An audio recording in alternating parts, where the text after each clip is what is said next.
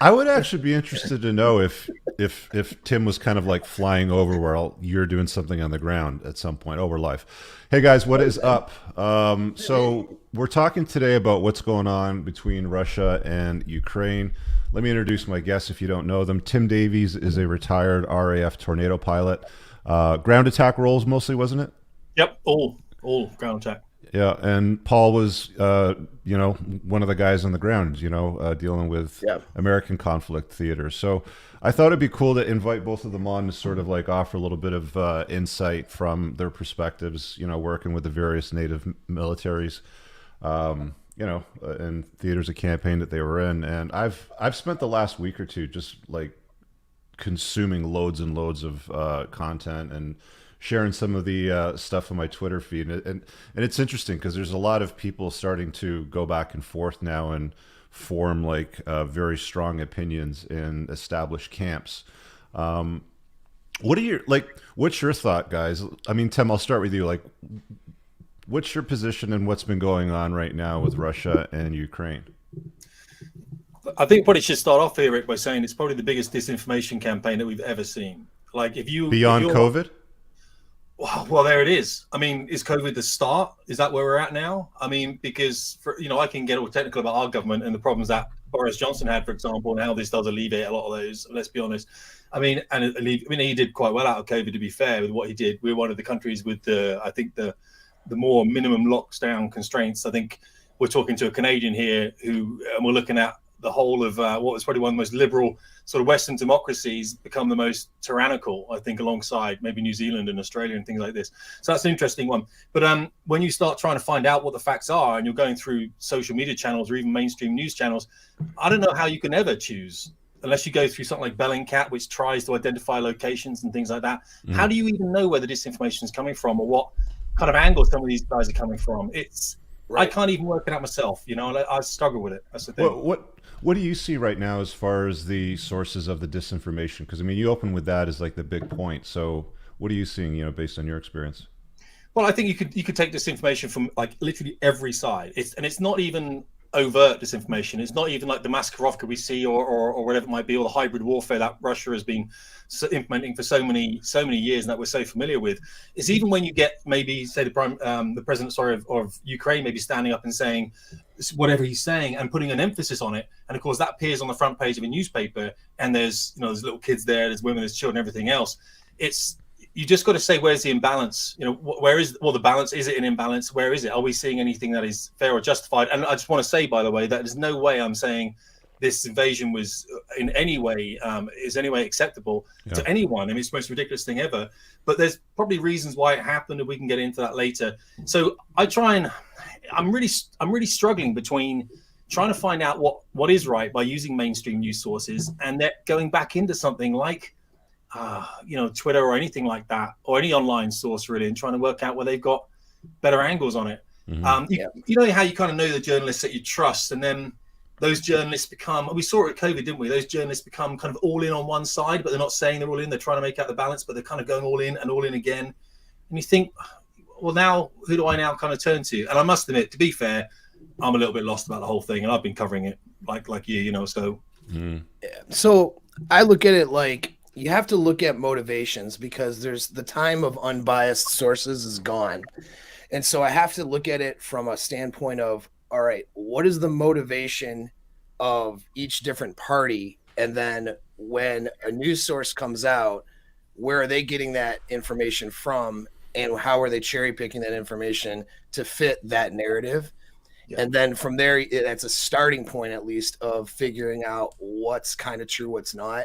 And then trying to find raw sources as well. So like now for me, I have a benefit of knowing different people in different areas of government.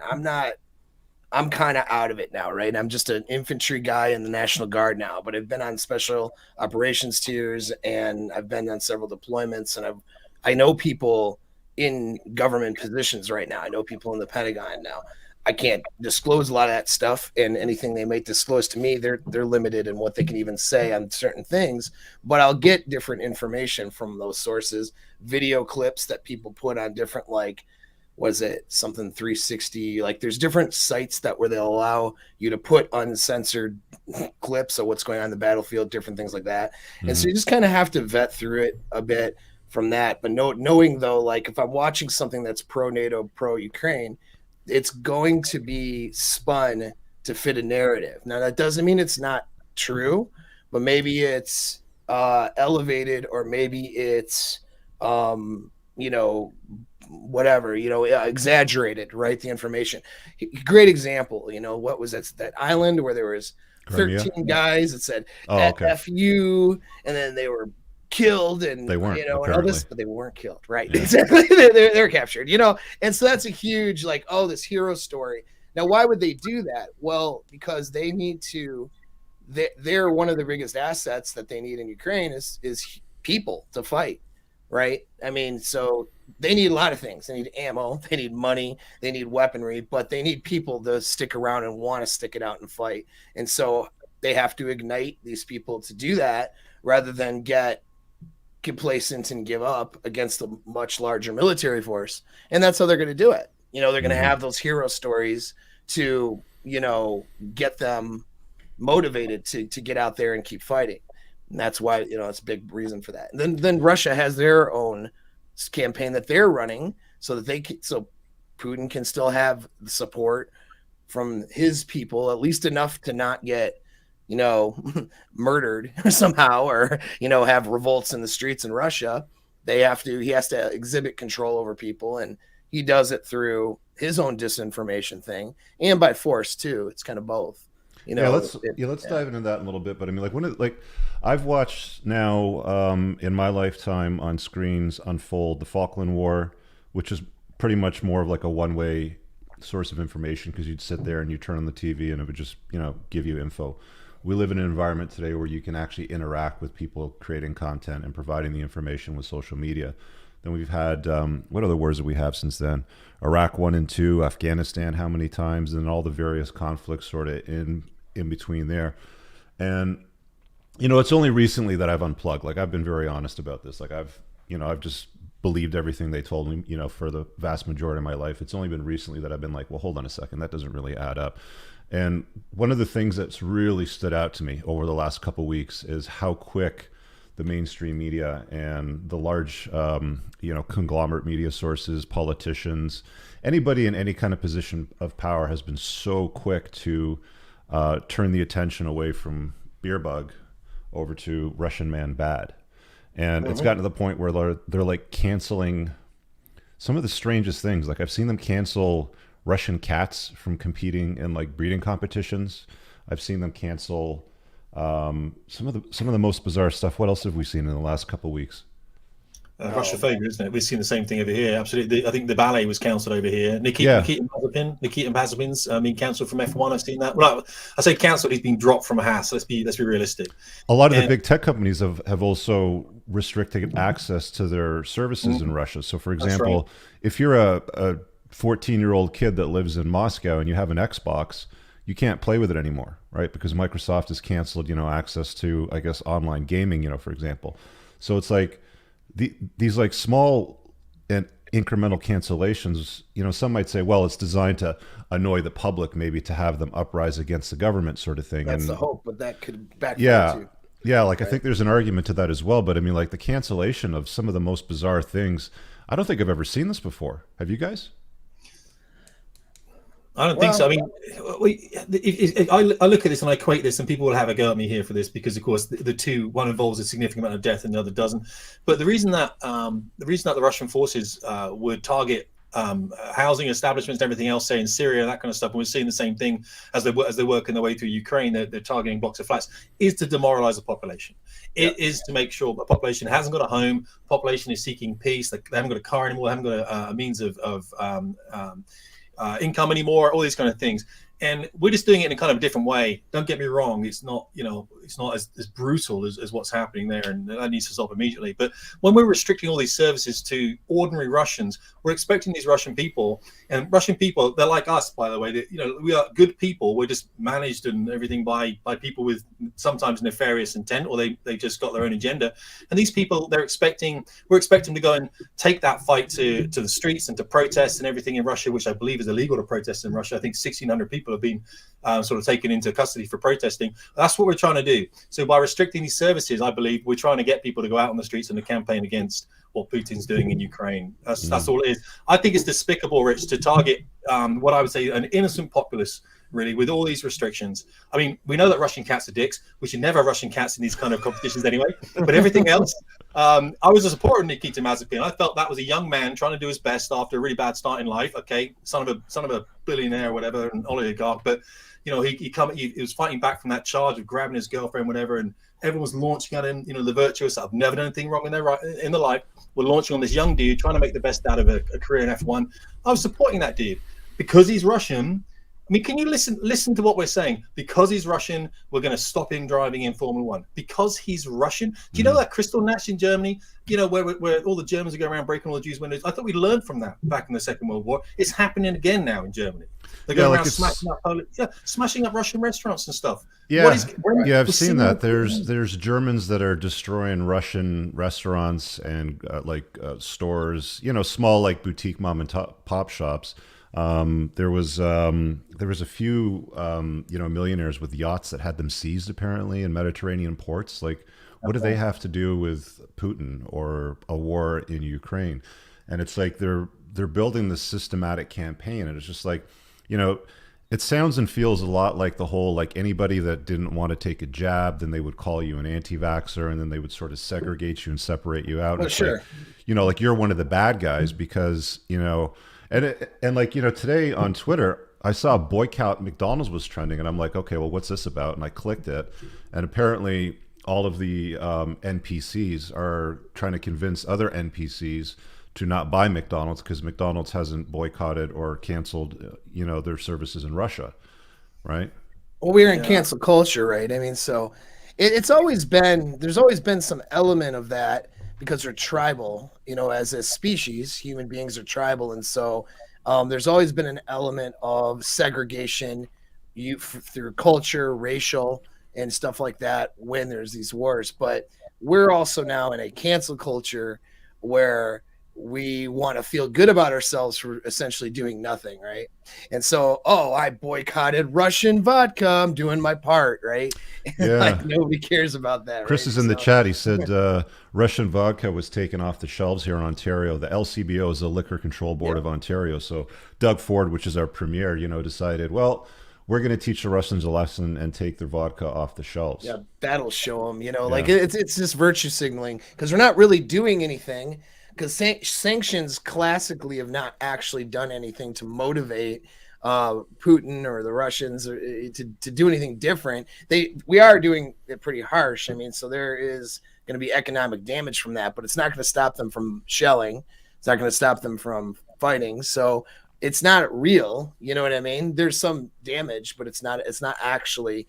But they can feel, we can feel that like we're doing something, and that's what's important is emotions. Yeah, there's there's a comment here from the Competent Man. He says the best part of this BS sanction thing is how energy transactions are exempted. So Europe is still buying oil and gas from Russia, and if I'm not mistaken, there's still oil and gas being sold to America from Russia. Is that that correct? Of course, because they don't want even though it would impact us the least here in the United States. It's the approval ratings and all that stuff. They don't want it to go down when at the pump the price goes up a bit. They don't want that. So Igor says Russian living abroad. It's effing a nightmare. Ukrainian civilians bombed. 10,000 Russian soldiers dead. Most were sent without being told where. Yeah, apparently Putin sent in his basics. You know, the fodder at this time. I don't think he sent in, you know, the elite guard, from what I understand. Yeah. Well, let's talk about that. Paul, go on. Talk about the young guys going in there. These are young conscripts. You know, they probably didn't have much future looking forward to in the towns they grew up, but the army provides them with an income, so they join the army. Hopefully, learn a trade if they can. They're on exercise down by the border there, and all of a sudden they get told to go across. Now, one thing, and I want to hear Paul's view on this because this is the expert down here, not me. I'm an air guy. I'm not a ground guy. But I don't think Putin actually meant to send those people in. I think I thought he was going to take maybe the 2 provinces to the east because they're Russian speaking. There's guys in the chat here know a lot more about this than I do, and I just think that he was being called out on all the kind of the false flags and everything, and he just went, you know what, just put him in anyway, put him in, and before you know it, they're knocking on Kiev without any support whatsoever. It's not a permissive air environment for them whatsoever. They haven't got the air. They're being hit by all sorts of man-portable air defense systems that we're being provided by external states like ourselves. And these guys are just taking hits and where they never should have been. Huge losses. They should never have been that far forward. They should have taken those eastern provinces. Paul, I mean, I'm interested in your take on this, buddy, because I literally am uneducated on this. This is just what I'm reading, and I know what I'm reading isn't necessarily factually correct. So, yeah, well, and I'll make my own caveat is I'm just a guy on the internet too, so everyone needs to do their own research here. I came on the show because it occurred to me. Well, besides the invite, and Rich is the man here. That's why I show up on an invite with when he says come on. But besides that, there's so many opinions out there that are crazy to me, and so because of the different media campaigns, people don't know who to trust, and so they're literally bringing on like, "Hi, I'm an idiot who's over in Ukraine. Oh, hey, idiot, what do you think's going on?" And then he just gives his political opinion, and people are like, yeah, that makes sense. And I'm sitting back going, you guys have no idea what you're listening to or talking about, just from having some experience in the military. I'm no general, no strategist, but it's a point of view that I'm realizing people just don't have it. That's kind of why I'm here. But now on the ground, here's the thing. Putin exists in a vacuum to some degree. He's not stupid. He's not suicidal. He actually is a bit calculated, but his problem is he has his own disinformation because he runs an oligarchy, right? It's people aren't going to tell him he's wrong. People aren't going to tell him, hey, you know what, this is a bad idea. You should do this or whatever. And that's a problem. So he makes a lot of assumptions, and this has been a problem with Russia for a long, back to the USSR days, is they run a propaganda campaign and then they believe their own propaganda. It's like a guy who gets on the internet and puts on a personality and then he believes his own craziness that he's saying on the internet. Mm-hmm. And this is just what ends up happening. So like, I think he believed the BS that he was putting out to a degree because people were, he's in a vacuum where people are telling him, oh yeah, absolutely. Because they don't want to go against him because that's going to be consequences for them. Right. And so that's the problem. And so when he went into Russia, I don't know if it was like he didn't intend, but I think he thought that it would be easier than it is. You mean? I think that you mean the Ukraine? Yeah. Did I you think guys see Putin's speech? I think it was titled "Empire of Lies." Did you see the translation to it? Yeah. So here's the thing on motivations there. Like I'm gonna try to look at this unbiased and understand, just like I'm here with Tim on this one. I'm not justifying anything when I say a motivation, but okay, Russia has $1.5 trillion GDP with 2 resources to trade, and then that's it. It's the same size GDP as Spain, basically, just for perspective, just so you guys understand. Russia's a massive country. GDP is the size of Spain. Right. And they have like 100, I think it's 188 or 80 million people. So they're less than us, but more land mass. And interestingly, too, sorry to keep chiming in because I have so much information that I've consumed over the last week. But Russia lost half of its population in 1991 when it broke apart. So all of those breakaway states, I can't remember the total count, but all of those breakaway states amounted to Russia losing half of its population. Sorry, carry on. No, yeah. So they're not a wealthy country. They're poor. They have a lot of land mass, and they do have a lot of people, and like our GDP is in the United States is 21 trillion. 21 trillion or 21 trillion, whereas theirs is 1.5. That's a huge difference. So when they trade, they don't have leverage. That's the thing. They got 2 government things, which is gas and oil, but they run it through the government. Now, whenever you run something government versus private sector, It's more inefficient, not profit motivated. So you have a bunch of people who walk away with money, and then everybody else stays poor. Military budget, like they have a $60 billion budget, or we have like the United States, we just signed in last year, $777 billion budget. So that's big differences in money and resources. So his motivation is mainly resources. And then he sees, here's the way they see it, is that NATO and NATO countries fix the trade so that they can't get ahead, is kind of how they look at it in a way. And so he sees NATO countries, he sees us, the perception, as we're evil because of how we set trade up. So it's a concept of mutual gain. So mutual gain works like this. If I trade with Tim and we both benefit, then everyone's happy and no one tries to fight each other, right? Mm-hmm. But here's the problem. If I'm trading an iPhone and Tim is trading bags of rice, how many bags of rice is it going to take to pay for this iPhone? You see what I mean? And this is how countries will stay poor in this structure unless they can diversify their economy.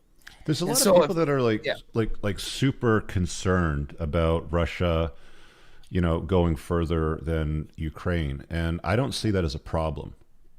Yeah, so what they want to do is restore borders back to like old borders because they don't have. Yeah, I got a slide for that. Hold on a second. Yeah, they don't have strategic borders, so like they have open space now with all these countries around them. Where if they take some of these countries, then they can have more natural borders, right? Mountains, rivers, things like that. That would provide for them better security.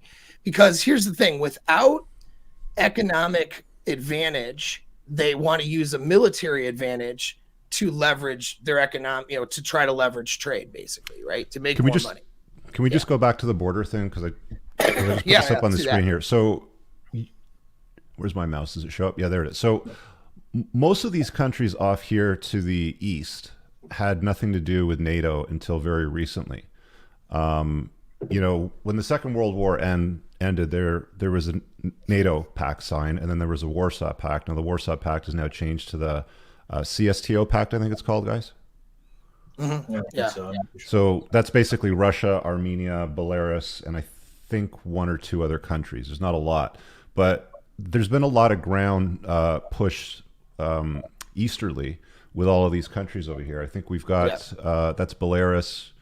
No, that's not Belarus, is it? No, Belarus is over here. That's Poland. And then we've got a few of these other minor countries over here that have all joined NATO. It's been encroaching eastwardly, and there's, I think it's called Article 5 Pact or something like that, where if a NATO country is attacked, then it's essentially like you're basically going to declare war on the entirety of NATO at that point. That's right. Which is like stupid. I mean, I can't see a country like Russia invading a NATO country because they're going to get. I mean, you're going to lose that and badly. Whether you have nukes or not, it doesn't matter. I mean, you're basically going to be on the losing end. So I mean, like these borders, like, do you think there's any risk of Russia pushing further westerly? I don't think so. I think that I think they want to push into more of an economic gain, and they're using military leverage in order to try to do that. If that makes any sense. Yeah. And that's, I mean, because I look at motivations, whether he's saying it or not. It all comes down to money. Like the reason why we're more popular, I'm not popular. The reason why we're more powerful than they are is money. That's the reason. Mm-hmm. You know what I mean? We have a lot more money to throw at a problem than they do. And that's where they lose is money. So they have to lean on force. And so back to the invasion part, I think that in that bubble, they thought that they were going to kind of go in and easily take those cities and then place overthrow the government, place a puppet government. Mm-hmm. I mean, they thought that was going to go easy for them. Well, the thing is, NATO tactics and training that we've been giving them and equipment, the little bit of equipment they have from us is, at least from a tactical perspective, we're better than they are. All right, just as it's a fact, okay? Because they're in a bubble training in 1940 Soviet tactics, And so what happens is they come in, they start Don't the losing Soviets on the, have a fairly modern army now, though? Like, isn't it on they par do, with but it's like NATO type of equipment? it's yeah, but tactically speaking, they're not good, and you can tell that because look at how many bodies they're losing. Look at how many much equipment is getting destroyed, and But even some of those numbers Putin's may pushing be in off. his like lower tier soldiers. Like this is fodder right now that he's pushing in, from what I understand, right? Well, that's the claim. I think that people give him a little bit too much credit on how smart they think he is militarily. Again, I think, in my opinion, is that he believes his own propaganda. Like, so when they have a video showing like jacked Russian dude recruiting video, jumping out of a plane, and makes him look like super tough. He believes that, and this goes back like really far, where they used to have athletes, and they still do this. They have these pretty much military athletes. Don't all NATO personnel now have pronouns on their badges on their shoulders with rainbows and stuff? Stop Right. it. Right. It's getting there, though. It's getting close. We're a little, yeah. Well, and they are physically tough people. I'm not saying Russians aren't tough. It's just that. But it's like what they'll do is they'll have these guys doing backflips and throwing hatchets and Yeah, we've all seen the promo reels. Yeah, they're like scissor right. reels. And the thing is though, these guys it's just like the guys in our Pentagon or guys. They don't know what shoot, move, and communicate looks like, right? So like if you have a bunch of people doing a bunch of acrobatic stuff and putting on a show, it's like they don't know the difference. Like, do you think that a guy who's got moved himself into a position in government knows the difference between these guys doing a bunch of doing a show versus what is actually tactically good? No, they really don't. And so this is what ends up happening is they end up buying into their own propaganda because they don't vet like we do. Like, so in the United States, how it should work, although there is a bit of politicking, is there's a level of challenging you're saying, hey, that's not the way it is. Like asking a general and the general says, no, that's not the way it is. And why? Because the general talked to other commanders who've talked to other commanders, and they're all giving them this feedback saying, hey, here's what we need. Here's what we don't need. Here's what works tactically. We run war games where we challenge ourselves in the game, not trying to put on a show, right? We when we run these war games, like we have stupid things happen constantly, like we're idiots, and we're like, God, how are we so stupid, right? And like we're really hard on ourselves and how dumb we are when we run things at like JRTC and different NTC training center, and how dumb some of these missions turn out. We're like, God, what is wrong with us? But that's good though, because it's like going into jiu-jitsu practice and getting the crap kicked out of you and going, man, I can't believe that happened to me. Let me figure out what to do better. There's a lack of that over there because of their propaganda stuff. I mean, I'm not saying they'd never train or whatever, but if you're training in all these things that don't matter for combat, then you're not putting your resources and training into things that do matter for combat, which is shoot, move, and communicate. And so we're just better than they are because of that. It's just simply like difference between learning how to do acrobatics and fighting for Hollywood or something, and then going and rolling around on the ground or boxing in a real jiu-jitsu class or boxing class and getting beat up. Got it. Right. Tim, yeah. I want to throw this back up again. I mean, do you have any concerns with Putin coming knocking on your door in the UK or like pushing into any of these other European countries over here, touching NATO? Like, do you think that's an issue? Well, I think most property in London is owned by Russians at the moment, so we always have that. I don't know whether they're probably already here. It's interesting what Paul's saying. You have to remember NATO is a defensive pact. It's not supposed to be an aggressive pact. So if a country was to go and invade another country, it's not like NATO is going to pile in behind them. It doesn't work like that. It's a non-aggression pact. You have to remember as well that when back in the early 90s, I think it was, when the USSR, the Soviet Union, in fact, sort of disintegrated and we had breakaway states. I think there was a lot of nuclear weapons left within, I believe it was Kazakhstan, Belarus, and I believe Ukraine it was apparently also had one of the largest Ukraine. stockpiles too. Yeah. That's right. And so part of the non-proliferation, the nuclear non-proliferation treaty, I believe, back in '94, was to make sure those weapons went back to Russia. And Russia, when that treaty was signed, part of it was making sure that those countries are recognized by Russia and represented on the UN Security Council, which they are, of course. So when Putin now has gone into Ukraine. He has actually gone into what is a sovereign state. I think that's the issue. I don't think he ever meant to literally go in and do that. I think he meant to go in, like annex, like he did with Crimea. He wanted to take a segment off the eastern side, and that would have been fine.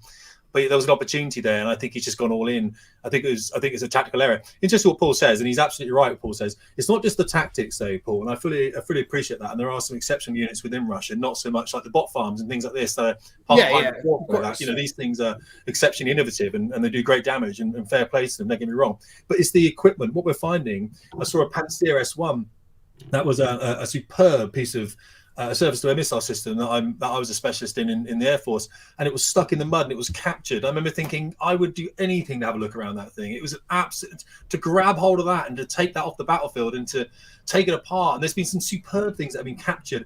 I saw them throwing petrol bombs at some stuff, and me saying, "No, don't burn it, keep these things, keep it." You know, they're unoccupied, they've been left alone. Capture them, get a tractor, get a farmer, let's tow these things so we can re-engineer this stuff. Because I'm very interested in this stuff now. The reason that these things get captured is because they don't have the ability to move off road at the moment, because the levels of maintenance that were required have just not happened. So that the tires have degraded. Sunlight will degrade tires or inactivity. And when they take these vehicles that weigh tons off road, the tires get stuck in the mud. We know the mud's a problem anyway. Mud's a problem for any conflict. And the tires come apart. They separate, and then the vehicle is immobile. Now, what you would have, of course, and Paul's more into this than I am, you have a logistics chain that's following up, and the logistics chain would be bringing up and replanning everything. And they don't have that. And there's two reasons they don't have that. Because one, they didn't expect this to actually go in towards Kiev. They thought it was going to stay in the eastern regions where they could easily resupply. And the second thing, they probably didn't realize how badly engineered these vehicles or maintained the vehicles were, because their senior commanders, because of a lack of truth to power, which is exactly what Paul's speaking about. In a Western military, there is the ability to speak truth to power. You can literally say to a general, it's actually a bit worse down than you think it is, and the general will turn around and go and have a smoke with you or something, or just have a chat and go, "Well, I'm interested. Tell me." And a lot of it, people will say you're bleating, but actually the general's interested. In Russia, it doesn't work like that. When a foreign defense company is piling money in to supply tires to this brigade, there's every chance that the senior commander in Russia is sort of backhanding that a little bit out to the boys and everything, or to himself and a bit of senior commanders, and the money isn't actually being spent on tires, as opposed to having a 2-year interval where you may replace all the tires in your vehicles. He's probably like, well, let's do a 4-year. Nothing's going to happen anyway. We haven't used these vehicles for the last decade, and now when we do need to use them, and he has promised Putin and the commander that everything is great. It's not just the tires, it's the rubber seals in the engine, it's the tire inflation units, it's everything else within the vehicle that's been degraded as well. So I mean, like, as far as you guys are concerned, you're suggesting that Russian military equipment is poorly maintained, organized, supply lines are nowhere near as good as NATO supply lines. Let's talk about logistics for a minute. So that's another thing too. It goes back to being able to falsify data and being able to, challenge power, truth to power, as Tim says. It's like when we run training exercises, a big concern in the training exercise, to the annoyance of a lot of the infantry guys on the ground who just want to run around and shoot at each other, is logistics and logistical support and getting people challenged on how they're going to support things logistically. And then there's also the money aspect. Look, they have, let's look at it again, $60 trillion budget versus $777 trillion budget, right, for military. So when we go in with not only our tactics and equipment, but money, let's look at Iraq or something, or Afghanistan, we're setting up logistical support behind those forward guys that are going in. Those vehicles require fuel. Those vehicles require maintenance. Even our stuff, which may be better maintained, arguably, still breaks down, still turns into a pile of trash if you don't maintain it. I mean, literally between runs and going out out in the field, you're going into a maintenance section and you're fixing something in a vehicle.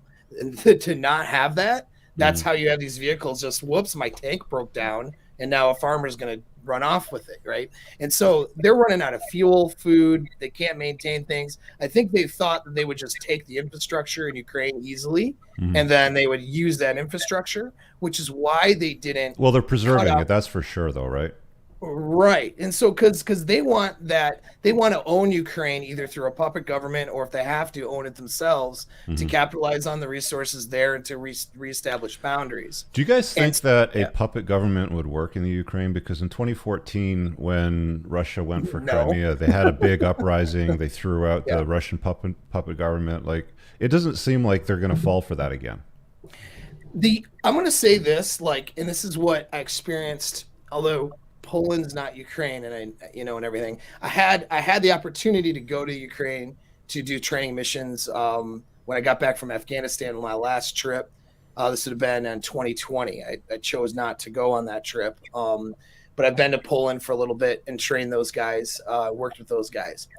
I have this, I mean, I know I'm American, right, or whatever, but like, they're more American, okay, than our own people in the United States are, in the sense of the belief in like wanting freedom and opportunity and economic opportunity and democracy and a representative government, like all of those things. They value that so much. We got dum-dums here in the United States that don't know how good they have it to live in a free country.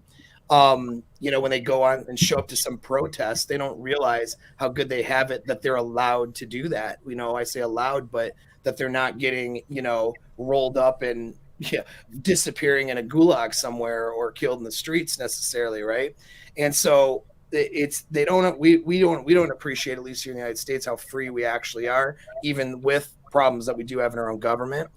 And they do appreciate that in places like Poland, and from what I understand, Ukraine, they want their economic freedom. They do not want to be owned by an oligarchy. There's people in Ukraine that will fight that to the death. I mean, if they have to. So that's not an option. Yeah. No way. What you're looking at is an insurgency, just like we saw in Iraq or Afghanistan for 10, 20 years. If they own it. For anybody. Not good for anyone. Well, you know what? Here's the sad part, and this is where a little bit critical of, the NATO thing, right? In my own government, in a sense, is that we'll let that happen. We don't care in a way. We'll let a proxy war happen in another country. And wouldn't that be an advantage to NATO countries because it'll tie up Russia's attention and resources? That's what it is, right? And so they would ideally want to facilitate that, wouldn't they? Well, it's not like they're gonna. I mean, it'd be better if we had Ukraine and sort of add them as an ally and stuff. But it's not. It's keeping Russia busy with exactly. Ukraine. That's what I mean. As a secondary plan. Yeah, exactly. Okay. Because we're not gonna just throw our resources into that country to save them necessarily if we can keep a proxy war going. And that's a sad thing about it, because this is what makes me angry about our politicians here, is that, we make promises and then we do not keep our promises. And so with our current regime, they do it all the time though, and the current leadership right now, that is unfortunately the way it is. Okay, and we saw it in Afghanistan, unfortunately. Okay. So I've got a clip here. I want to get some, commentary back from Tim and Paul on this one. It's retired U.S. Army Colonel Douglas McGregor. He went on the news and he told the truth about what led up to the Russia-Ukraine conflict and what happened. So let me just throw this up on the screen. Let me know if you guys can't hear this. Just hit play here. And here is Colonel Doug McGregor, can you guys hear that? A former senior advisor to the Secretary of Defense. Thank you for joining us. Why do you think Putin is doing this? What is his end game? Well, Vladimir Putin is carrying through on something that he's been warning us about, at least for the last 15 years, which is that he will not tolerate U.S. forces or their missiles on his borders, much as we would not tolerate Russian troops and missiles in Cuba.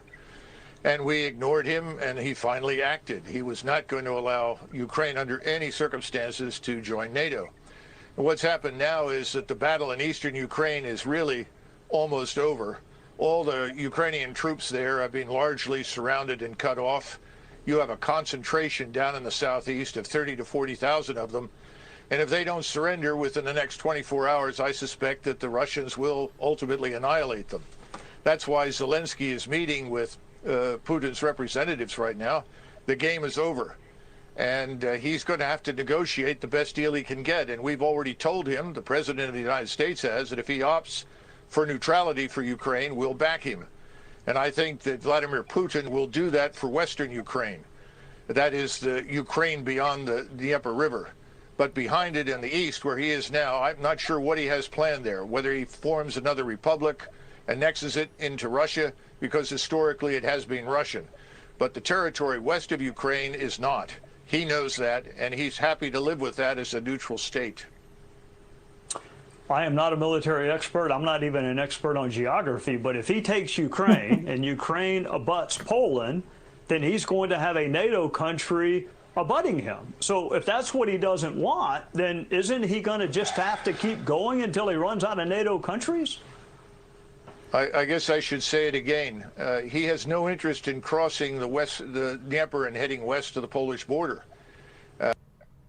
So, Tim, like, what are your thoughts on that clip? Yeah, that's what I was saying at the beginning. I want to reach, like, if he'd stopped with the eastern states, one of the things we have to, and I think that's what you want to do, stop with the eastern states. I'm just going to take those. I'm going to annex these things. I'm happy. The thing about it is, I mean, the Monroe Doctrine, when was that going back to now? It was after the Second World War. That's what prevented, that's what the Cuban Missile Crisis was about, wasn't it? It was stopping, if I remember correctly here, and don't get me wrong, I could be inaccurate, but that was stopping anyone putting any missile systems or anything on Western territory, in effect. That's what Monroe Doctrine said.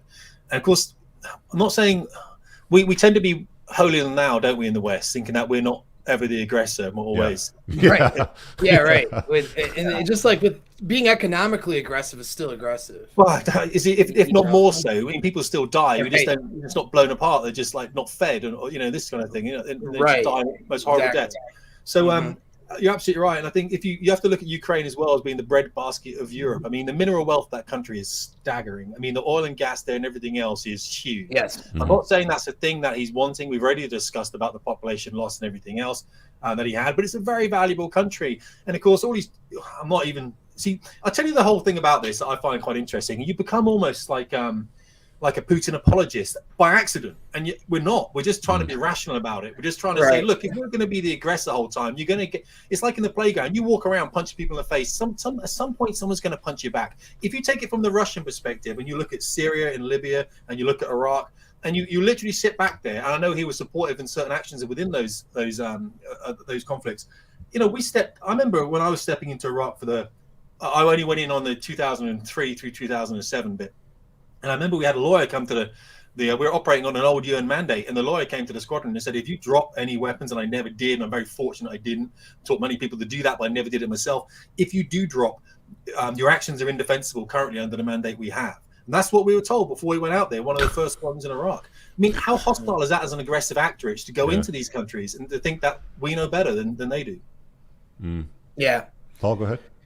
Oh, well, yeah. So, I mean, that assessment's pretty good because he does want to restore old borders because of natural geographical, like the river, for example. If you start looking at where the old borders were, there were natural geographical, defense mechanisms, body of water, some, elevation or whatever, mountain type thing, like whatever. And I'm not really great on the geography, but if you start going through it, that's what you'll see. And the new borders leave basically open territory that they don't have the resources or manpower to protect.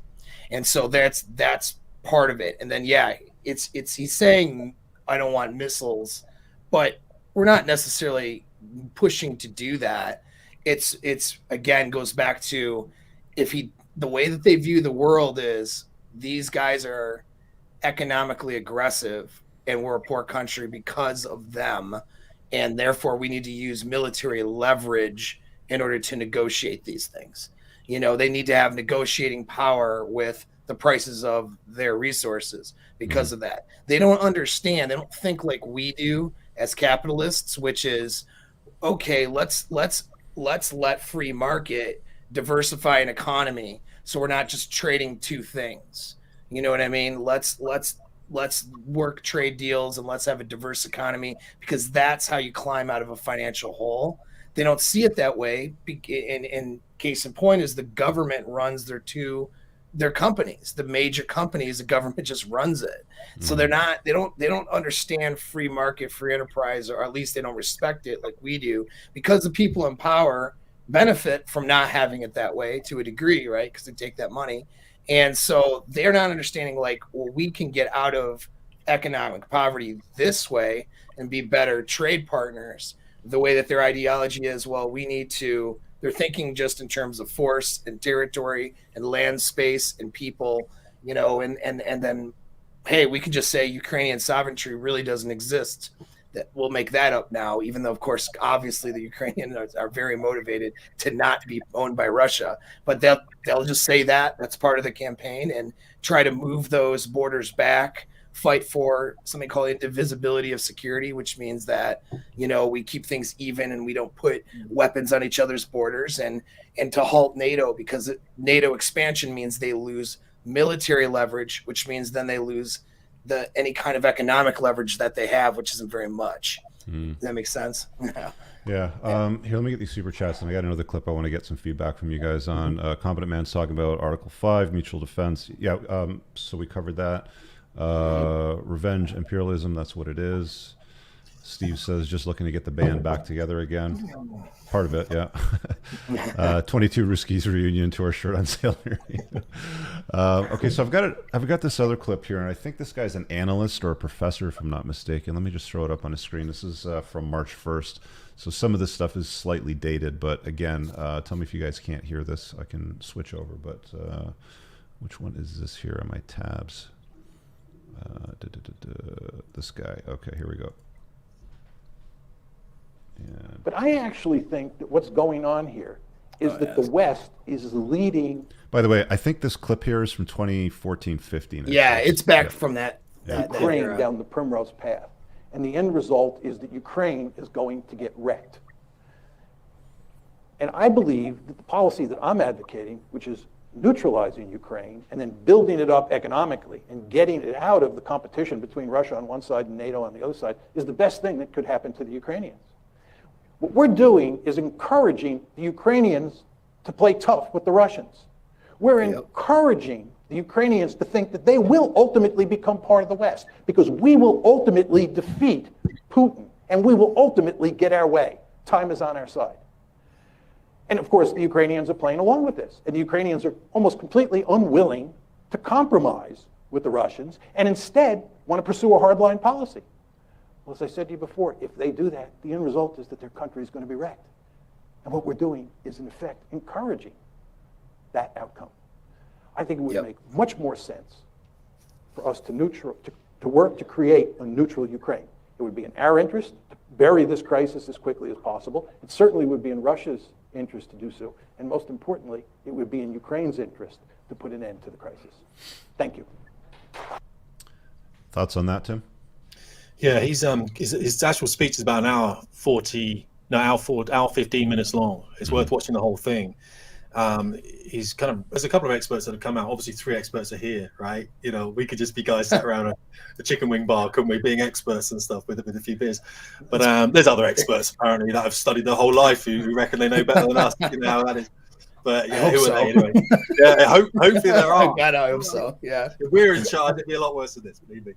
Probably a lot more fun. But yeah, so that guy is worth watching him, and I can't remember his name. He's a pretty decent dude. Pretty worth finding out. Rachel, put a link in the description here, because he does explain how the West kind of led to this, really, and I can kind of see that. It's interesting as well, and I know we're going to probably get onto it at some point, Rach, but the weakness or the perceived weakness of someone like the perceived weakness of the West by someone like Putin, of course, who is trying to restore the USSR to pre kind of Yeltsin days, and that's going back. I think he's always hung up on the fact that the strength, he felt it was a superpower, wasn't it, when it was USSR? There's only 2 superpowers in the world, of which he was one, and now he's not really a superpower, either by GDP or anything else, or military might. It's embarrassing for him what's happening right now, of course, that it hasn't just happened very quickly. It hasn't been a blitzkrieg, and he's in Kiev and restoring power. That hasn't happened. Right. And I think he's very, an ego like that is very delicate and very wounded. You know, the West is very good at promising people, as Paul was saying earlier, a lot of things, and then not delivering. Things happen. We have governments that last for 3 years, for example. how long's Putin been in power for now? I have to go back and try and work that one out. He's one of the longest standing people in power, I think. There's a video clip somewhere of him with every American president for like since George Bush, I think 1 or 2. Yeah, must have been. Yeah. It was Medvedev, wasn't he? He swapped positions with Medvedev, didn't he? And then swapped back again after he changed the constitution to allow him to stay in further. So he has been part of that infrastructure post Yeltsin for many, many years. And of course, a guy like that who feels he is probably the father of Russia, and he's rebuilding it in the image, the Tsarist imperialism as it probably used to be, and he has talked about that in the past, of course, quite considerably. You can understand that for him, it doesn't seem like he's doing anything aggressive. He's just trying to re-establishing the borders that worked when the country was great, and of course, it's almost it's almost understanding for a historian. I think David Starkey was saying something very similar to this. The British historian we had was saying something very similar. It's understandable. Just for us, wrapped up in our very short-term Western ways, we see it as a supreme act of aggression against a sovereign state, which of course it is. Mm-hmm. But how far historically do you want to go back? How far do we go back? Well, that's always the argument, though, and that they like to make. Any of these sort of dictators like to make when they invade someone is like, well, 100 years ago it was like this, so we're gonna go in now and take it back. Like, hey man, it's not 100 years ago. We're now, and now Ukraine is a sovereign nation with people and families that are running their own system. You don't just go in there and take their stuff because even 20, 30, whatever, old Soviet Union, how many years ago, a few decades ago, it was different back then. Like, that's like your girlfriend breaks up with you and remarries and you kick the door in and you grab her and take her back because 10 years ago, we were in a relationship. You're coming with me. It's like, that's not reality or where we're at now, but we know that, but that's the argument they like to present. But Paul, we have to look at this in a context as well. I mean, my house is older than your entire country. And I'm not being funny. It was built in 1500. Don't get me wrong. It's my grandma's older than America, but from his context, Russia is foundational. It goes back and back and back. There's a huge amount of history there, and of course, he sees the imbalance. He sees the naivety of America, and I'm not saying that at all. Don't get me wrong, but he looks at it very differently than how we look at it. And of course, for sure. It's just I think if we were in his position, we'd be looking at it going, what's gone wrong here? You can literally see. I think he did a conference with the oligarchs, didn't he? After this, and you could see him sitting there. And every other conference, I believe, after that, his voice wasn't used. It was a narrator. But that particular one, you can find it. The conference with the oligarchs post the invasion. He sat there, and his voice was fragile. And he realized, I think, he pushed a bad position. He just crashed the economy 30%. And this dude's sitting next to people where he realizes all of a sudden he's not the biggest dog in the pound anymore. There's people there that could kill him. Like, there are literally very wealthy people, and he's just destroyed their hereditary wealth. It's like, this is familial wealth he's got rid of now. And they're going to have to rebuild this. And they're looking at him. You see the stares. They're like, what did you do that for? Like, what was that about? And of course, they know it's about ego and everything else. And as far as they're concerned, they just want to make sure their wife gets down to Croatia for a holiday, and she's giving him stick now. It's it's a very difficult thing, but Oh no, yeah, you make a great point there, Tim. Is that we're dealing with fundamentally different ways of looking at the world here, and that's something to always keep in mind and try to see it from the other person's perspective, so that we can figure out the best strategy if we're in a position. I'm not in a position to figure out anything other than what I'm going to do this afternoon. But if I were in that position, I want to know that perspective. And sometimes I think there's a lack of that. We see it in things like, Afghanistan is a great example. The people of Afghanistan and that leadership think different. And they were still human beings. We're more alike than we are different. But there are certain fundamental ways of thinking and ideology that makes us different in how they approach a problem. And so we have to understand that in order to understand, okay, what are his motivations? Why is he doing this? And then, how can we solve this without using Ukraine as a place to stack bodies? You know what I mean? How can we do this in a way that we can sort of, everybody kind of gets some sort of win out of it, or feels like they are at least, again, without running a proxy war of insurgents out of Ukraine for the next 20 years or whatever. And so, that's the thing. It's really important to ask ourselves these questions. What are these different individuals thinking? Not just what they're saying to try to convince the public, but how do they view the world? You know what I mean? What's your guys' take on this, notion that Putin's going in to like, crush the Nazis or punch a Nazi sort of thing? Because there's apparently like these photographs that are circulating. I've seen a few of them. I didn't share them on Twitter because I wasn't sure about the origin or what the reality is. But there's apparently like these groups of like Ukrainians that are using Nazi symbolism, and that's one of the arguments Putin's been using to try to clear Propaganda. out the fascist scourge sort of thing. Like That's just propaganda. yeah, it's something I think that he was probably trying to get to resonate with the BS. American public. Yeah, that's right. It's propaganda. He's trying to get that emotional buy-in for people, and he's so disconnected. Zelensky's not a Nazi, though, right? No, absolutely not. Okay. No. The guy, I think he is. Tim, you kind of raised an eyebrow when I said that. No, Yeah. it's not. Again, it's this disinformation. Okay, so let's define what Nazism is. Are we still talking about National Socialism and rise from 30s in Germany? Are we? We get people over in the UK here drawing swastikas on walls. I wouldn't have said they were Nazis. I would have said they were just young, disenfranchised men that haven't got any proper parenting. I mean, I'm not saying that Zelensky's one of these people, but how do we define this? How do we quantify? It's a very and Paul's right. It's like I'll tell you the funny thing, because you do this to me, Rich. Sometimes you do this to me, and all of a sudden we're just down the road and rant. But we're not ranting. It's like when you tell when so many lies are told, and if you switch from one lie to another lie to another lie to another lie to another lie, and it happened to me the other day with someone accusing me of some stuff, some troll came on Twitter, and I'm like, hang on, let's just go back and discuss the first lie you told, which was that I was a racist. Let's go start. Oh, but now now my wife's having affairs, and now there's what's that? It's like, how many lies before there's too many, and people will concentrate on the one they want to concentrate on. So people will go, Zelensky, yes, National Socialist, these are the Nazi. Let's concentrate because that's their bit. Another person will go, well, Ukraine could have gone into discussions much earlier, and that's the bit. Before you know it, the thing is blown wide open. So I struggle to find any kind of I really kind of struggle to say, well, what are you saying about these Nazis in Ukraine? What are they doing? What are they? Who are they challenging? Where it is? It's hard to find that stuff. I remember someone on an Australian program the other day was chucked off the set because he talked about how the Ukrainian government was killing Russians in eastern Russia, and he came up with this figure like 9,000. And the host said, I've been thinking about this for a while now. In fact, I think you should get out. And he chucked this young man out of this Australian talk show. Actually, I've got that clip. And I remember thinking, now we can't, even if the dude was wrong, and he may be wrong, he's a young dude reading some stuff on the internet. We've all been there, whatever. I didn't have the internet when I was a kid, luckily. But let's pretend he's wrong. Let's pretend he's completely wrong.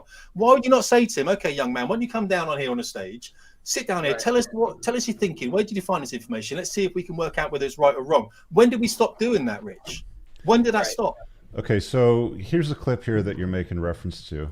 So as someone who comes from the Russian community here in Australia, I've been pretty outraged by the narrative created by our media depicting the Ukraine as the good guy and Russia as the bad guy. Believe it or not, there are a lot of Russians here and around the world that support what Putin is doing in the Ukraine, myself included. Since 2014, the Ukrainian government, together with Nazi groups like the Azov Battalion, have besieged the Russian populations in the Donbass, killing an estimated 13,000 people, according to the United Nations. That's a lie. That's a lie.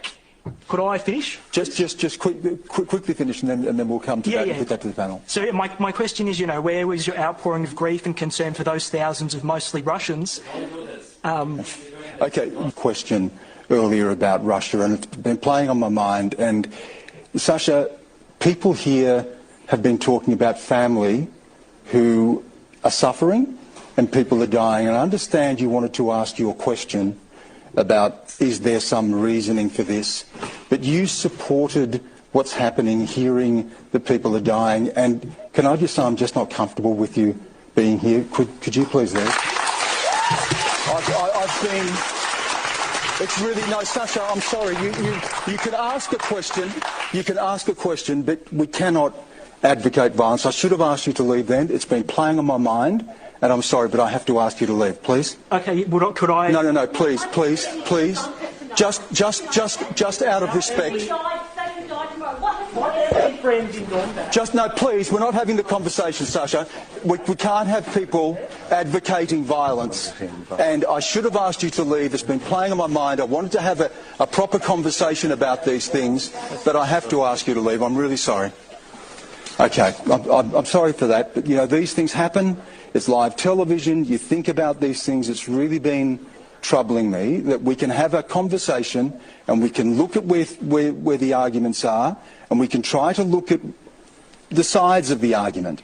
We can't have that, and I'm sorry, it should have happened earlier. So, I mean, the thing that troubles me about that is you can't have anything that goes against the mainstream narrative. And they're using the same tool out of the toolbox that they use with the beer bug. And it's like, you know, if somebody says, hey, look, I want to wait to take the jab, or I want to see what the studies look like, or I'm not at risk, you know, for example, anything that's counter mainstream narrative, it's shut up and you go over there and let's get you out of the studio sort of thing. That's what bothers me about that. I'm not taking sides here. No, so now let me say on this too. I think though a lot of it that sort of disinformation is emotionally motivated, because here in the West, now we've turned into a bunch of emoting little candy asses. Or can I say that here? But you know what I mean? That's what we are, right? It's all a bunch of emotions, and it's that whole, you know, virtue signaling culture. And so this guy's saying something which I don't, you know, he's probably wrong in a lot of things he's saying there, but it doesn't matter. He's saying something that goes against the grain, and instead of saying, okay, let's look at that and that's wrong because, and bring some other facts to play, it's the emotional response, and that's where that censorship comes from. And then people capitalize on that with interests, companies that want you to order more stuff from them, right? They'll virtue signal or whatever. We're going to cut off, you know, this Russian entertainment or something like that to get something from you. So that's how we do it. Whereas these other, you know, places like Russia, it's government controlled propaganda, like more so. You know what I mean? It's like here's our narrative. But isn't that starting to happen with like Western sort of media publications, Sure. like we just saw there? Like Tim, like what do you think, man? Well, that's exactly it. I mean, so one thing, I spent 20 years in the military, but if you're not honest about stuff with each other, especially, then people just die. It's like, as Paul knows, people die. You know, if you don't tell people if I brought a jet back and I've broken a bit of the jet, whatever, if I didn't tell my engineers, even if I've done it myself, don't put your hands up and go, I messed something up. The next guy gets in it, he's a mate of yours, he goes and flies and he just kills himself because the thing breaks. So free speech, whatever it might be. I want to hear more from that young dude. All right. I wanted to see, okay, buddy, what are you reading? All right. Because you're reading something that I'm not reading. And if so, you know what? I think the worst thing we ever did was force Alex Jones to go underground. But that dude, you know, when you go back, and I'm not saying Alex Jones, you know, whenever you go back and you listen to a lot of stuff that Alex Jones actually said, irrespective of Sandy Hook and the other things he said, they were atrocious, of course, a lot of things he said actually made a lot of sense and have been proven to be correct as well. We force him underground, and any narrative someone like Alex Jones might have is built up in these kind of these cauldrons that we can't even listen to now. We don't even know what the heck they're saying until Timothy McVeigh comes along and blows up something. So these things, we shouldn't be forcing these people underground. We shouldn't be forcing these people out of studios, especially young people who are influential and are going to be our next leaders. We should be saying, come down here, bring another chair out, get this dude a glass of water, talk to me about this. I'm going to get a guy having a look at this now. I've got an expert over here, and we're going to either debunk these theories for you and help you get over them, or we're going to accept them into the narrative we're talking about and have a balanced conversation. He actually said something like, we're not having this conversation. Did you hear him say that? I think it was like, yeah. We're not having this conversation. Well, he started with the whole emotional thing, like I feel like, and anytime you hear like a statement opening with like I feel like that's a very feminized position to, you know, deal with discourse, right? Like, well, I feel like it hurts my feelings, must be right? true. Yeah. I mean, come on. Yeah. Guys, I want to take some of these super chats here, but before I do, I just want to pay a few bills and run a sponsor reel. So just sit tight for 2 minutes here. This episode is brought to you by the Unplugged Alpha Supplement Line, Grondike Soap Company, and Chad's Face Scrub. Brothers, if you're like me and you take what you put in your body seriously, you'll want to use the Unplugged Alpha Supplement Line. An obsession with absorption is what sets this line apart from the others.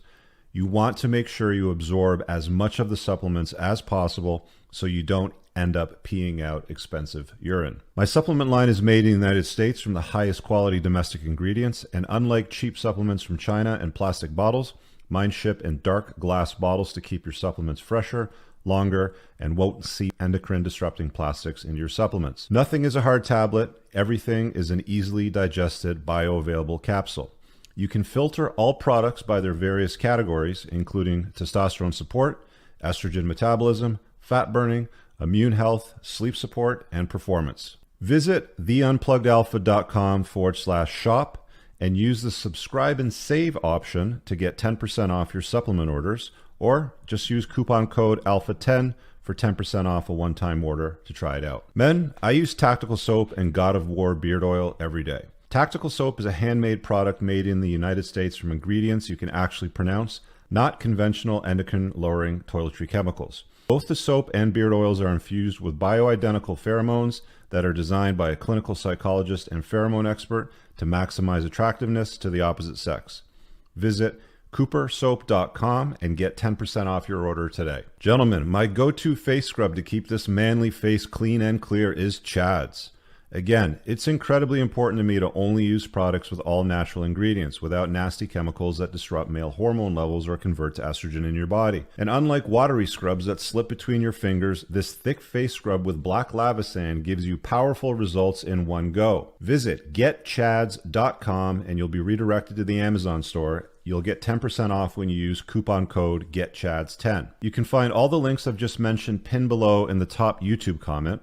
If you want to learn more about why I endorse these natural products to my audience, search on my YouTube channel for an episode I did with Dr. Anthony J titled Playing to Win number 21, How Estrogenics Make You Fat, Sick, and Infertile with Dr. Anthony J. Let's get on with the show. All right. That's a cool ad, bro. I like it. Man. No, I'm watching it going, that's pretty sweet. You know, like rather than like talking about it in every show, I figure let's just, you know, record a sponsor reel and play it because, you know, it's definitely. Anyway, so back to what we were doing here. Let me just grab these supers. So we dealt with the Nazi question in Ukraine. Prayers for Coach Red Pill in Ukraine. I did invite Gonzalo to come and join us on the show.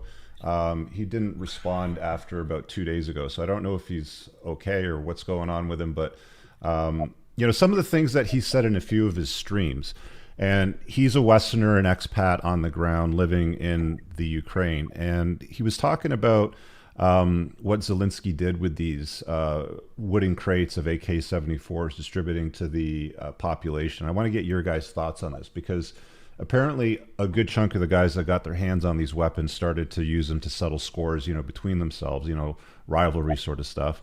And then there was a good chunk of them as well that figured that they were G.I. Joe with no military training and went after the Russians and apparently got slaughtered. I think his take on it was that he was under the impression that Zelensky wanted to use that as a photo opportunity to sort of be like, hey, world, look, you know, citizens are getting destroyed over here. Look at all these bodies sort of thing. What are your thoughts on that with that whole like crate delivery to the population? Because I don't know that that's a good idea or a bad idea. Like, I'm not sure about that one. Good idea. Good idea. But I mean, coming from the United States, America, pass the guns out, man. We're doing it. Well, I mean, they like passed out, you know, like Russian and Chinese made AKs to the Afghanistan population, right? Like, how did that work out when you guys were in conflict? Like, they probably got slaughtered too, right? Well, I mean, it's you. Like, this is part of the insurgency sort of strategy. Right. Well, I mean, you could get slaughtered. You know, that could be what happens. Or, I mean, it's tough because these people want to protect themselves and feel like they need to protect themselves. Mm-hmm. You know, it's so would you rather have them running around the streets throwing rocks and getting shot in the face, or being able to shoot back? You know, they don't have the ability to leave necessarily, nor do they want to. They want to fight. They don't have the training. That's you have to do the best with what you have sometimes. And having a bunch of people who are willing to take up arms against an occupying government is persuasive to that occupying government. It may get that individual killed. That's a decision they're making. There's plenty of people in every one of our countries here. Well, I mean, they don't really have that choice because Zelensky has stopped males from the age of 18 to 60 from leaving Ukraine as refugees. Like, they've been sent back. Right. So it's like, do they really have a choice? That part I don't. That part I don't agree with personally. But you know, I mean, I didn't hear about like a big lineup of feminists, you know, getting together and saying, "Well, what about us? We want to be part of this too over here." You know, it's surprising to me. Yeah, shocking, right? They can do everything a man can do. I don't know why they're not out there, you know, getting dirty. I don't understand, but there's a couple though. I will say there are a couple. There's very, very small percentages. There are women in the Ukrainian military. There are quite a few. But yeah, there are, and they will fight. Yeah, no, absolutely right. But the thing is, though, the law of armed conflict actually protects civilians. That's unarmed civilians. It doesn't affect once you give a weapon to a civilian, they're now a combatant. Okay, so you've got to be very careful when you do that, because you make your entire country combatant, which means that the artillery shells hitting the streets and everything are justified under international law if they're not targeting populations. But they're doing it anyway, though. That's the problem. So so they're already killing civilians, and they are. But that's what we said about them in Syria, wasn't it? Targeting in Syria was to bring down the population, was to demoralize, and of course it's a war crime. You can't target indiscriminately into populated areas. But of course, if you've got, I feel sorry for these people, because if you listen to the propaganda, whatever, coming out from, say, the Ukrainian government saying the convoy is weak, it can be attacked and everything like this, you've still got Russian troops there that are heavily armored. And if you walk up there with your mates with some AKs, you might have three magazines of 30 rounds each or something like that, and you're walking up there. That's you done. You're there. There's no support. There's no light support weapon in depth. There's no enfilade fire. There's no air support. There's nothing. There's 4D is about to open up on a convoy that's 40 odd miles long. You're young, your brain, your prefrontal cortex hasn't fully developed. You don't understand consequence yet because you're young dudes. You're going to get ripped apart. And that is exactly what happens. You do get ripped apart. And then it builds back, like, don't shoot at tanks with a gun and all this kind of shit. You know what I'm saying? Right. Well, it happens the other way around, too, though. Don't we see these young Russian military guys who are undertrained getting out there, standing out in the open and getting just wasted by Ukrainians buying cover, shooting at them, who have NATO tactics, right? Yeah, you're always in an advantage when you're in a defending position, though, right? They are, and this is the big thing that they people underestimate how hard it's much harder to take a defending position, to run an attack and to occupy. You it's much riskier, much harder to do that than to bunker yourself in and defend. Unless you shell and bomb it, right? Yeah, of course. What do we got here? Adriano says all cities are encircled, and a major cauldron in the east has encircled the Azov battalion of 45,000 to 100,000 men, all in 9 days. How are they losing? I don't know. I don't know. Right, so what's this saying? All right, so circle major. I know that they're not really pushing into cities. They're more or less circling them right now, right? Well, they are now because they were getting slaughtered, and because then they have defensive positions. They would have this idea. That's another thing. Like back to internet people who are running around in Kiev, making statements and saying things that they don't know they're talking about. If Russia were, are you talking about Coach Red Pill now? Might be. Okay. Yeah. I'm sorry. I know that there's disinformation out there, that doesn't mean that a weirdo with a cell phone getting kicked out of hotels has any information that's useful. All right, it's an opinion, and a lot of I've just like that young kid who got kicked off a show. Don't kick him off the internet, but I know I've seen little clips, and I just can't even watch. It's not even watchable for me because I know that there's stuff in there he's saying that's absolutely not true. It's completely it's just his own misinformation that he has, right? And maybe I have misinformation, who knows, right? I throw that out there as a caveat, but at least I'm saying that, there's a perceived authority because you're there, but you're not really doing, he's not fighting, he's not in the government, he's not talking to any of these people, like he doesn't really know what's going on. He's hiding out in places. He knows what's going on through his perspective. You know what I mean? To me, it's not that valuable, at least not enough to look at it and go, oh yeah, everything he says is true and anything anyone else says is not true. It's like, no, dude.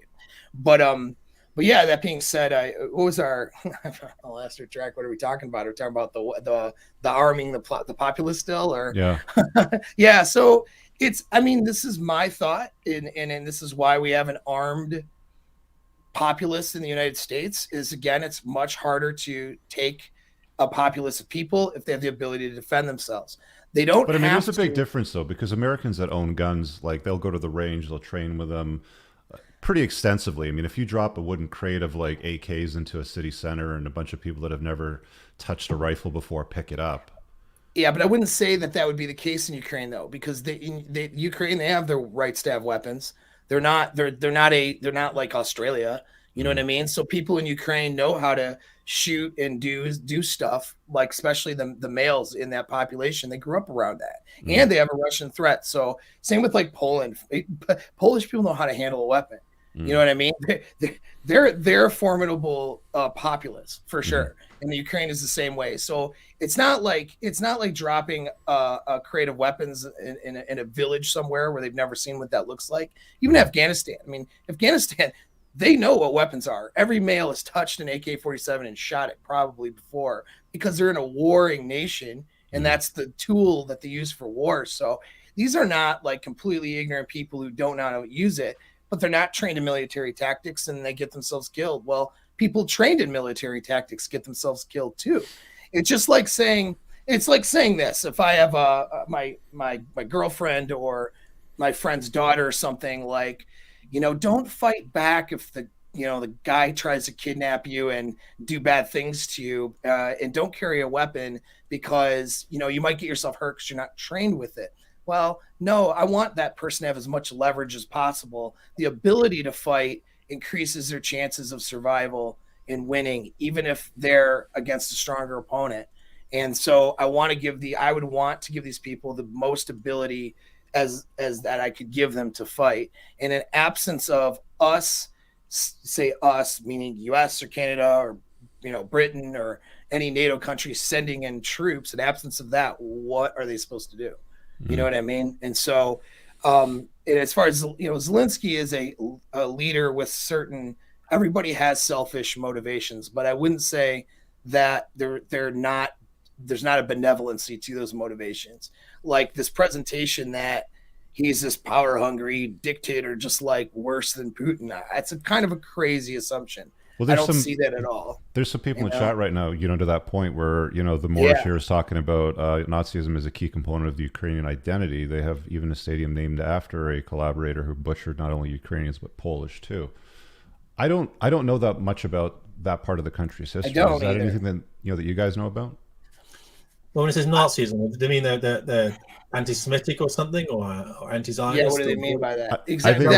I think it's potentially fascism, more than anything, right? Okay. It's a very broad church, national socialism, isn't it?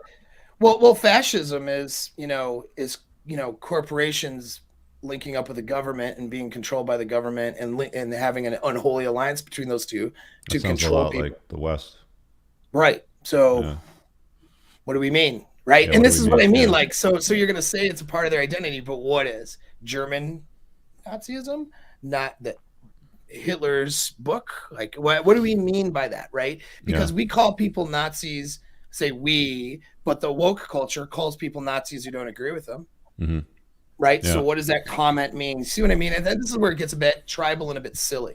Yeah. This is one of the typical sort of thoughts that guys have at times like this, when they've been told that masculinity is toxic and, like all this for their entire lives. And all of a sudden, by the way, all these Ukrainian men forced in the military, men suddenly have value when society goes to shit. Why Ukrainian women are not forced in the military? Because it's the standard, societal, convention, guys. When you unplug, you understand that women and children are always protected. Women, children, and dogs are always loved unconditionally. Men are only loved under the condition they provide something of value. In this case, in Ukraine, the value that they're looking for these men to provide is to protect the country from the invaders. I don't know what value a 60-year-old guy would have in the military. I'm in my late 40s, and I don't know how useful I would be. I wouldn't be able to carry a 80-pound rucksack, for like a long march. I just wouldn't be that useful. Other things perhaps, but I don't know. I questioned, some of these strategies, to be honest with you. Yeah, I think it's out of desperation that these strategies are being. It is desperation, yeah. I mean, you force 60-year-olds back into the country that are trying to leave as a refugee. It's definitely a desperation clause. The Western Censorship Live. The starting thing. He's referring to that, The starting thing, Women are not drafted. Very big difference. A female Ukrainian doctor be valuable at a front line. 100%. There's plenty of women that are valuable in all the militaries. Yeah. It's when we have some of these discussions, I'm referring to my issue now. This is sort of getting off into a different thing, but you don't have this issue, interestingly, as much, like say in the Polish military or some of these other ones, is that it's a lowering of standards to, make women, as successful as men, right? Blank slate equalism, excuse me, that gets implied, and it lowers the standards for the quality of the soldier who's in an infantry position or special operations fighting position. That's the problem. It's not like women are the problem, and it's the social dynamics, and then this protect all women kind of anti Me Too stuff that goes on, that's a little overboard, right? And you lose the social dynamics that you need at a squad or fire team level amongst men who are doing the fighting. It's not that women aren't valuable in the military, though. They absolutely are. But forcing anybody, though, to fight or be that doesn't want to be there, it's not really the most valuable thing, I think.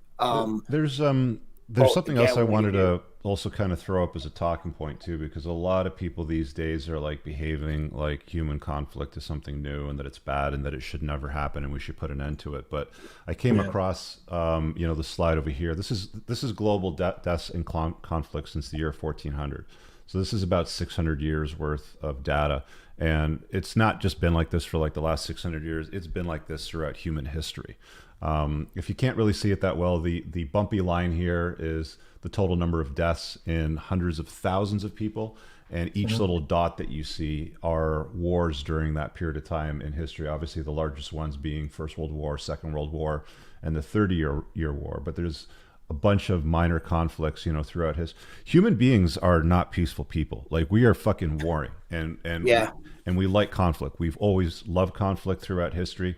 We're basically like chimpanzees. I mean, if you study some of the primates and you see how chimpanzees like fight and organize and war with each other, and they'll literally like rip off each other's genitalia, like they'll murder the shit out of each other. So it's like, this is not uncommon. In fact, it's uncommon right now in this period of history here, off to the far right. We're in the 2000s, where we don't have that much in the way of conflict and deaths. Wars tend to be quite rapid, efficient, and they're over and done with, reasonably quick, versus how they've been dealt with in the past.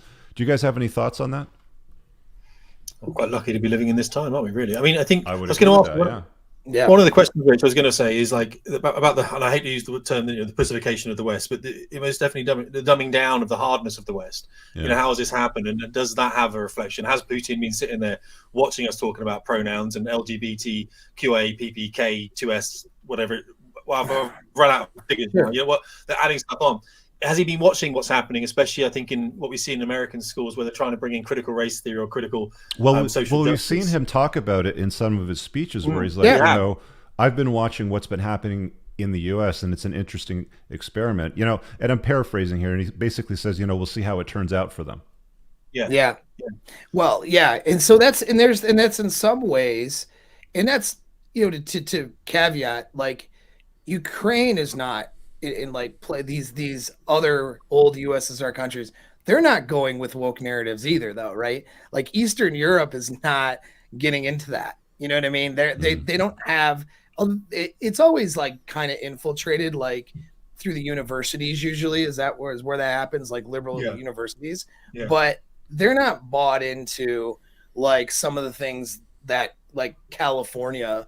You know what I mean? You don't have a California equivalent over in these countries. So they do see things fundamentally different, and they see masculinity and some of these things differently, and they understand and embrace masculinity a lot more in Eastern Europe and in Russia. But just because of that doesn't mean that their other decisions are good or strategically the right answer, though. You know what I mean? And so, like, I can support Putin's idea of, maybe woke stuff isn't a great idea and we don't want that here, without supporting the other things you might believe in. You know what I'm saying? Do you guys think that the softness that the West has portrayed to China and Russia may have played a role in Putin invading Ukraine, thinking, okay, look, the time's right. We just wrapped up this COVID thing. He's actually got a serious problem with his population because he's not replacing population right now. Like, his population growth is completely stagnant. So he doesn't have time in 20 years to do this. Like, if he was going to do this, it needed to be done now too. So that's one of the other things to consider. But do you think that he's looked at the West and been like, all of these, like people doing all these weird fluffy things has obviously made them softer. Absolutely. Yeah. Absolutely. Yeah. Our leadership is seen as weak right now because of that. Globally, like the world Globally. sees the West as like a weak sort of right. Like, and so softening. yep. And so love or hate the guy, I don't think this would have happened with Trump sitting in office because he wasn't seen as that weak person. One And of the things that Tim and I talked about when we did a cast back in the day a few months ago, and you guys should watch it, it's a really good conversation on my channel, and Tim and I did one on his channel as well too, Fast Jet Performance. One of the things that we talked about was some of this diversity and inclusivity training that's now being brought into the Royal Air Force. Is this something that the U.S. military is doing a lot of as well too, Paul? To a degree, yeah. To a degree, I mean, it's being, some of these narratives are being pushed off. I mean, I'm a little, I try to purposefully not look at it, and stay in my corner and just train these guys, train my guys, and why do I do it? Like, because people ask, like, you have thriving, you have pretty good, Apex Mindset's a good business right now. I mean, I'm helping a lot of guys out. I got a new sense of purpose. Why do I do this still with the military? And the reason is, I know that at any point war can happen, and that young guys are going to have to go fight. And I have skill sets and things from previous wars and previous training to impart to these guys, even if it's just in a National Guard sense, because in the U.S. we don't draft anymore. We cycle in the National Guard to, deal with, troop numbers and stuff like that. And those National Guard guys, they're gonna have to fight and be infantrymen, just like active duty infantrymen when they get in that conflict. Like, there's no difference then. Once bullets are being exchanged, they're gonna survive or not survive based on their skills. And so, and that's why I do what I do still, because it can happen at any point. You know what I mean? And we have to have that mindset, but we lose that mindset because of comfort. We're in a situation where we're very comfortable. We're so comfortable that we can cry and whine on the internet about just about anything. I mean, we destroy ourselves with how comfortable we are. We decimate our economy over a virus that kills some people, but a very small amount, because we're too comfortable. We hand out government checks and let our economy suffer for it because we're so comfortable. And now that's being looked at by these other countries going, yeah, they're weak, they're sissies, we can do this now. And because they're on the other side of it, we're economically viable and they're not. They're economically suffering, and their population is going down, which means they're going to suffer more. I mean, that's a problem, is that they're on an economic decline. They have to stop that. And this is how they feel like they can stop it, because they feel like it's our fault that they're in a decline. And Tim, in some ways, the way we set trade up, it kind of is. Tim, what do you think about all this stuff? I think America does have significant problems, to be honest. I think the Western world does. Is it just America, or is it the other NATO allies? No, I think the Western world too? definitely does. I don't think Putin's Russia is that different to what we're seeing out in the West. If anything, this we call it American theory over in Europe. Most definitely he calls it American theory when we look at wokeism coming from what is the Western United States, I think, where we look at critical social justice and the damage that's doing through the institutions. And of course, our institutions are also infected by this. HR, massively infected by this. Coming out of the military as a white dude, I was told that I'd have to wait 6 months before I could apply to a certain company, let's say, to become an instructor on a certain platform, because they were looking for women, and they used the term BAME, which I think is horrendously divisive, and I never use that term BAME, but they were looking for more ethnically diverse people to come and teach on very complicated platforms. And of course, they didn't find anyone. When they called me up again, I started a company like Paul's, and you have to, and then you're doing your own thing, because we have to start companies. That's what men do. You have to forage. No one's going to look after you. We're not victims. We go and do the work. We put the work in. That's exactly what we do. That's what you preach in your channel, Rich. Don't get me wrong. I think that Putin, though, is very connected to the West. He looked at it as a time when we were distracted, is a great word to use. We're distracted with George Floyd. We're distracted with BLM. We're distracted with critical race theory, critical social justice. We're distracted with a president who maybe is a little bit not necessarily in a connected way, such as Trump He's not was. there. And We Trump can just say that. Yeah. Well, I'm not. It's Rich's presence, not my presence. Sorry, Paul's presence, not my presence. Paul's not mine. Yeah. Well, mine's you have another your Muppet. Own, you have your own. Yeah, exactly. I got no emotional skin in this game. It's not going to offend me one bit. It's just, I mean, because then that's another thing. I mean, back to, I mean, people, and I'm not like this Trumper. Like, everyone is so ideological. I can see the chat where like, he's like this and he's like, dude, I really don't care. It's like, I'm just trying to look at things as objectively as possible. And I know that, of course, I have a point of view that is, is different than other people because of my influences, but I'm trying to be objective here. And objectively speaking, Trump is very good at negotiating with these other countries. Yeah. If you look at his foreign policy, when he says things like, Putin, he's very smart. He's very smart, and then people lose their mind. Paul, how could you say that about him? But Paul, he made mean tweets. Yeah, right. But here's the thing. They don't understand. They don't understand that by calling him smart and not being insulting, that allows him to show up to the table in a negotiation and have a connection and a talk, and then talk about needs, wants, and leverage things, and then get to an agreement that doesn't involve a proxy war in Ukraine. There was a video clip, and I couldn't find it, but there was a video clip of Trump sitting at a table with, I think, a German group of parliament, like, something to do with EU, and he was basically like lecturing them on, look, you guys are getting all your oil and gas from Russia, and there's all these compromises that we've made, and he's like, I'm not having it anymore, and he's basically grilling him on that. And I mean, look, whether you love him or hate him, I mean, he stood ground, and you got to respect somebody that like stands ground based on principles that are right for your country. Right. But there's always somebody that gets their panties in a knot over those sorts of conversations.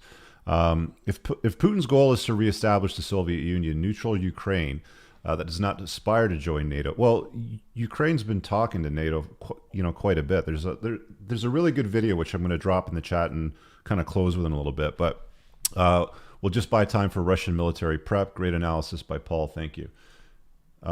There's a video here which I'm going to drop in a live chat. It's on Real Life Lore, which is a really interesting kind of like it's a great YouTube channel. It's got 5.5 million views, and the title of it is Why Russia is Invading Ukraine. And it's basically a 31-minute documentary that breaks down every single step along the way. So I'll drop that in the chat, and I'll also put it in the comments when the video renders, so you guys can check that out. I want to start to wrap it up, guys. Is there anything else that you all wanted to hit on with this show? I do want to say something before we close off real quick. That's just that I have a lot of compassion for people in both countries, right? The Ukrainians and the Russians too, like the Russian people as well. And so, when I'm getting on here and talking about this stuff, I'm talking about leadership and strategy. If I'm being, it's come across as critical as like some of Russian policy, for example, well, I think it's rightfully so, but that doesn't mean I have anything against the people of Russia who have to live there and have to deal with what they're dealing with, or the people of Ukraine. I mean, these people are relatively similar and would probably get along really well. They're more the same than they are different, 100%. Exactly. If it wasn't for the governments that we have trying to leverage, unfortunately, a conflict to gain from it. So I just, right or wrong, whatever it is, whatever your beliefs are, I just have that my heart goes out to all these people who are being affected in both places. And then I always want to get that one out there, because of this conversation, people get emotional and they get into because everyone has a safe world theory, right? They can't objectively look at things. I have to believe Russia's terrible for my safe world theory or else, or I have to believe NATO is wrong and Ukraine is this, or this guy is that. And it's like, there's been a lot of mistakes made on both sides. That documentary, that documentary that I dropped in the live chat, definitely watch it. It's a good use of 32 minutes of your time. Tim? Yeah, I mean, I think you're absolutely right. And Paul, I think it's been great listening to today. I completely back up what you're saying and what Richard's saying. Sometimes, as a tornado pilot, people used to be quite critical of the fact that we go to a target and destroy it until it was dead. It was never going to. and it was an overwhelming rate of firepower, something the Americans know very well. You know, when you're attacking something, you're going 3-1. And why do you do that? Because if you don't do that, it prolongs the engagement and more people die. Civilians die where they wouldn't have died before, and really bad things happen and escalate. So very often, and I think one of the most damaging things that Putin has done here is not being decisive in what he's been doing, unfortunately, because now we're going to see a lot of people caught up in a conflict, probably over many years, possibly, and I hope that's not the case. That wouldn't have happened if he'd gone in there and he'd captured these key nodes with proper logistics and proper armor and brigades coming down and flanking other brigades and a mass blitzkrieg mobility into Kiev, and there'd probably been a very little loss of life, and he could have then hoisted the flag and gone, now we're going to discuss my occupation of Ukraine. Unfortunately, by not doing that, this could end up really badly. And a lot of people don't understand that this, you know, like what we call like not soft power as such, but just the failing military campaign can have such a detrimental effect over many, many sort of decades. And maybe people, and I wish Rich, you know, I don't know, I haven't seen that video yet, but I wish people could read up on warfare and how strategists do warfare properly, especially, you know, generals and everything else that have been there for a long time. The reason that there is such significant violence instantaneous is to save life over a longer period of time.